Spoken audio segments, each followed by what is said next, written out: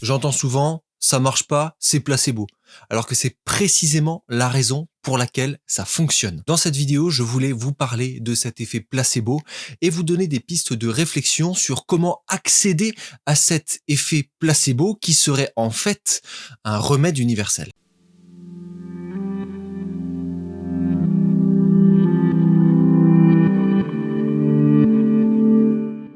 On parle de l'effet placebo généralement quand une substance qui ne devrait pas donner un effet spécifique donne précisément cet effet spécifique, notamment parce que la personne qui le reçoit pense que ça va être le cas. Quand on y réfléchit, on comprend que c'est pas la substance qui va générer le résultat, mais forcément, c'est quelque chose. Si c'est pas la substance, c'est quoi? En réalité, il n'y a pas 35 000 variables. La seule autre variable qui soit, c'est l'organisme lui-même. Qu'est-ce que ça veut dire? Ça veut dire que le corps, il peut induire une réponse quand il est persuadé que ça va donner précisément ce résultat. Vous voyez où je veux en venir? Oui, c'est que on pourrait potentiellement, je dis bien potentiellement, absolument tout résoudre, tout guérir sans apport de substances extérieures. Attention, me faites pas dire ce que j'ai pas dit, je vous dis surtout pas d'arrêter vos traitements, je vous dis surtout pas que la médecine ne fonctionne pas, que la naturopathie ne fonctionne pas, que le soin en général ne sert à rien. Non, je vous dis que potentiellement, d'après cet effet placebo qui semble exister, on pourrait avoir une guérison automatique de l'organisme sans apport extérieur. J'imagine que vous allez me dire, oui mais Guillaume, c'est pas comme si c'était reproductible à tous les coups. Et c'est vrai, ce à quoi je vous répondrai que c'est à cause de nos filtres. Nos filtres qui sont notamment nos croyances. Parce que l'on va croire quelque chose d'impossible, alors ça va être impossible. Il y a notamment cette phrase célèbre qui dit « ils ne savaient pas que c'était impossible, alors ils l'ont fait ». Eh bien, c'est un petit peu le principe, parce que la croyance va plus ou moins déterminer notre capacité à obtenir un résultat. En conséquence, la question c'est comment je fais pour supprimer ces filtres-là? Comment je fais pour accéder directement à la source de la reprogrammation, entre guillemets? Eh bien, je vais vous poser la question, quel est l'état qui nous permet de transcender les croyances? Eh bien, un état modifié de conscience, dans la plupart des cas. En accédant à un état modifié de conscience, on va pouvoir aller au-delà des filtres pour reprogrammer directement l'élément qui est à la source de l'envoi d'informations. Parce que l'information, elle passe par des filtres dans ce sens-là, mais elle passe par des filtres aussi dans l'autre sens. Si on peut tout faire sauter et faire comme si il n'y avait aucun filtre et avoir une information qui rentre et surtout qui sort exactement comme on veut qu'elle sorte, c'est-à-dire de la manière la plus pure possible, il va falloir accéder à cet état modifié de conscience. La première étape de toute guérison, entre guillemets, ou en tout cas sous ce format-là, c'est d'être persuadé et consciemment et inconsciemment que ça va fonctionner et que ça fonctionne. Maintenant, je vais vous donner quelques outils qui vont être des pistes de réflexion pour accéder à cet état placebo, à cet état de capacité de reprogrammation. Je vais vous en donner quelques-uns dans cette vidéo. Bien sûr qu'il y en a plein d'autres, donc essayez-les et surtout prenez celui qui vous parle le plus si vous avez un besoin en ce sens. La première technique, c'est la visualisation, qu'on appelle souvent visualisation créatrice. C'est que on va visualiser quelque chose extrêmement fort de manière à se plonger complètement dans la scène. On fait ça notamment avec de la PNL pour notamment faire croire à notre cerveau et faire croire à notre être que la vérité qu'on est en train de projeter est la réalité, ou que la réalité qu'on est en train de projeter est la vérité. Prenez-le dans le sens que vous voulez, ou en tout cas devient votre réalité. Et comme il y a plein d'études qui montrent que notamment le cerveau ne fait pas la différence entre une expérience réelle et une expérience créée, notamment quand elle est bien créée avec tous les éléments d'une scène comme on peut le faire avec la PNL, eh bien on obtient des résultats incroyables.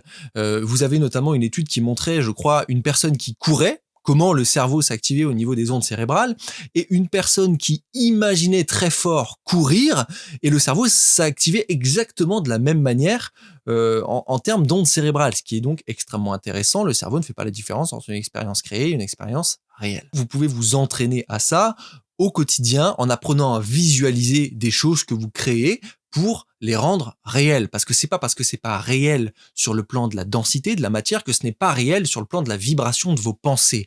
Sur le plan de vos pensées, vous créez réellement ça sur ce plan vibratoire. Vous pouvez prendre quelques minutes tous les jours à vous imaginer en pleine santé, à ressentir ce que ça fait que d'être en pleine santé et ainsi vous informer l'ensemble de votre organisme que cette réalité est bien présente. Et vous allez favoriser sa reprogrammation en ce sens-là. Et c'est pour ça que ça marche dans l'autre sens. Si en permanence on pense à des choses négatives, qu'on est dans la peur, qu'on est dans l'anxiété, qu'on est dans la projection négative ou dans le passé négatif, on l'imprime dans nos cellules, cette réalité se cristallise et devient potentiellement une pathologie. Maintenant, le deuxième outil que vous pouvez utiliser, c'est l'autosuggestion. L'autosuggestion, c'est la capacité à se suggérer des choses, la technique qui permet ça.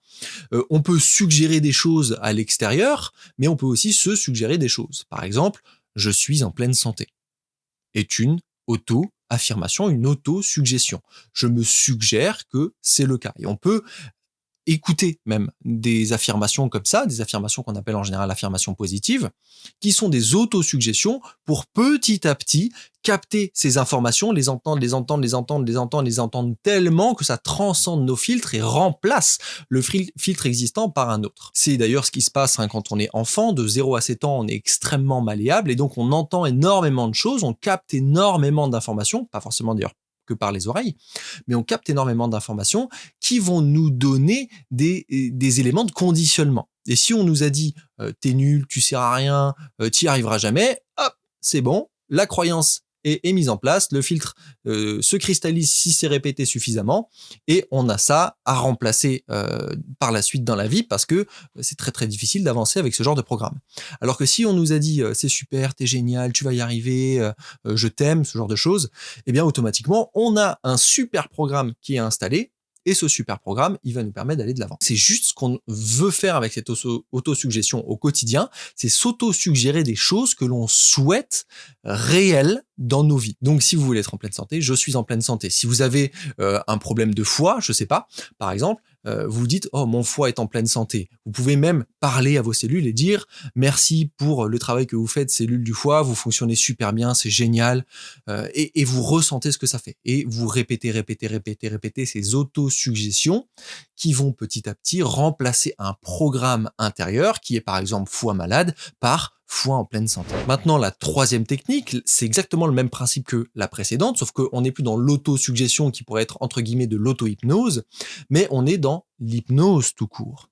On va aller voir quelqu'un qui va accéder à notre inconscient, qui va donc transcender la plupart des filtres pour pouvoir mettre les bonnes informations en place. L'hypnose est un outil qui permet ça. L'hypnose est un outil qui demande aussi de la confiance avec le praticien. Choisissez un praticien en qui vous avez confiance, en qui vous sentez, avec qui d'ailleurs vous sentez une bonne relation. Et donc l'hypnose est un excellent outil pour implanter des programmes. Rassurez-vous, vous pourrez en parler avec un professionnel d'hypnose. Il y a des filtres aussi de protection du cerveau. Et donc, si une suggestion hypnotique ou un programme qui vous est implanté n'est pas en cohérence avec vous ou est dangereux pour vous, ça va pas s'implanter. Il y a une protection du système. Hein. Ça, on l'explique bien en hypnose.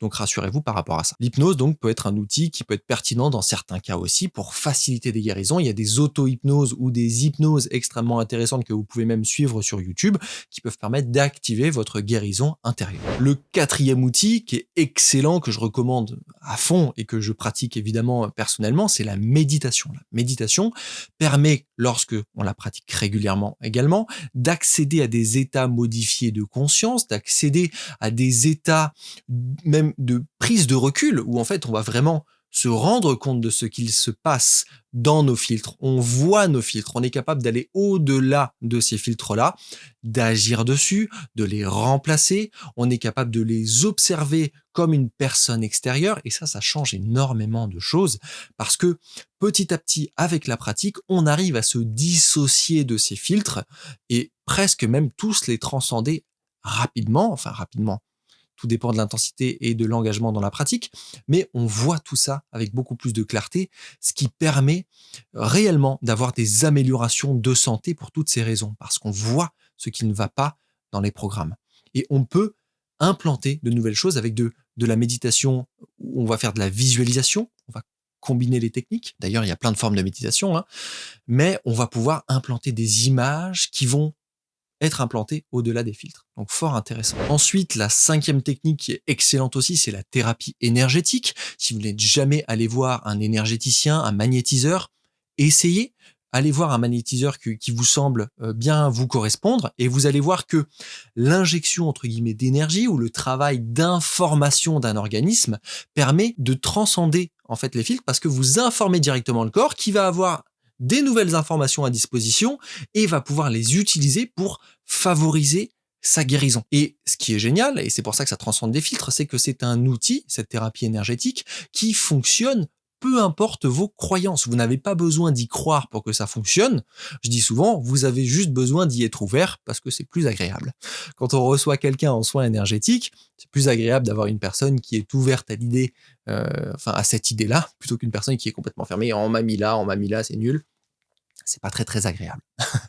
Voilà, en tout cas, si vous voulez un soin énergétique, vous voulez essayer, je vous mets mes soins énergétiques dans la description. Ils sont actuellement, en tout cas à l'heure où je tourne cette vidéo, ils sont ouverts. Donc si vous voulez essayer, n'hésitez pas, on peut prendre un rendez-vous ensemble.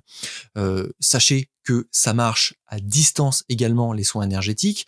L'énergie, c'est ce qu'on relie sur le plan scientifique aujourd'hui, c'est ce qu'on découvre avec la science, que c'est le plan quantique. Et sur le plan quantique, le temps et l'espace n'existent pas. Et c'est pour ça que les soins énergétiques marchent tout aussi bien, et je le précise bien, marchent tout aussi bien à distance qu'en physique. C'est la même chose. Après, si vous préférez aller voir une personne en physique, allez voir une personne en physique. Mais sachez que ça fonctionne dans les deux cas tout aussi bien. Pour la petite histoire, j'étais il y a quelques jours en échange de messages avec une personne qui avait un taux de plaquettes extrêmement bas à cause d'une maladie auto-immune.